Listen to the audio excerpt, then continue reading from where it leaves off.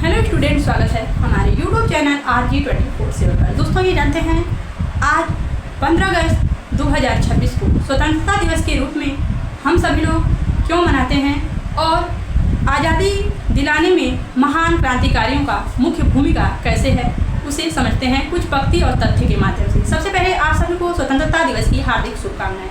और आइए इस पंक्ति के माध्यम से आज़ादी के महत्वपूर्ण भूमिका को समझते हैं कि है समय बड़ा तूफान प्रबल, है समय बड़ा तूफान प्रबल, पर्वत झुक जाया करते हैं। अक्सर इस समय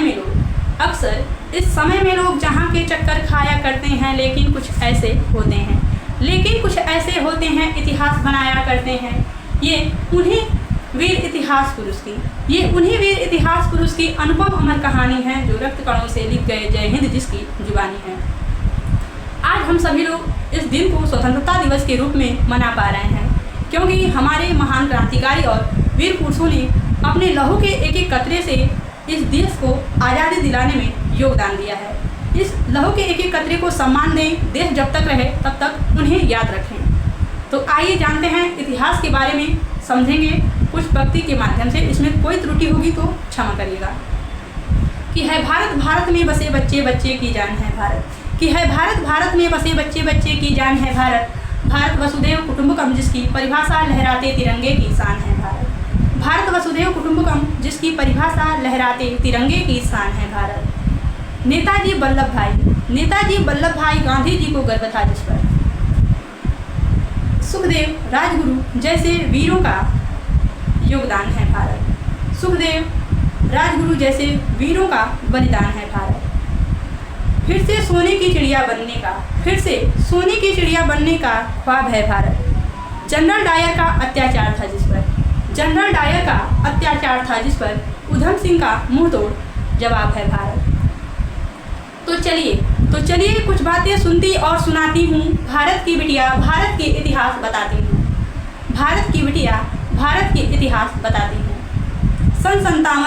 सन 57 में अंग्रेजों का जब अत्याचार हुआ, भभकते चिंगारी का एक आग स्वरूप मंगल पांडे का पहला प्रहार हुआ। किस ने जाने दे दी हैं, कौन किसके विरह में रोया है।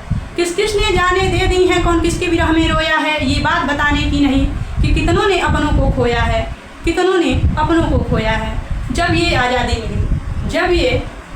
मिली, कभी आंदोलन कभी नारेबाजी, पर कुछ काम न आई थी बापू फिर भी अड़े रहे, वो हिम्मत कभी ना हारे थे। आंदोलन ही हथियार था उनका, अहिंसा के सहारे थे।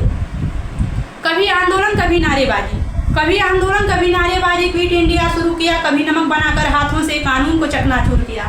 कभी आंदोलन कभी नारेबाजी, कभी दांडी मार्च, कभी क्विट इंडिया शुरू किया, कभी नमक बनाकर हाथों से कानून को चकनाचूर किया। जाने कितने बलिदानों के बाद हमने आज़ादी को देखा है। इस आज़ाद वतन में सांस ले रहे, क्या खूब हमारी रेखा है। तो चलिए, उस समय के उन वीर पुरुषों ने हमें जो राह दिखाई है, केवल सरहद पे नहीं बल्कि अपना हर कर्तव्य निभाना है।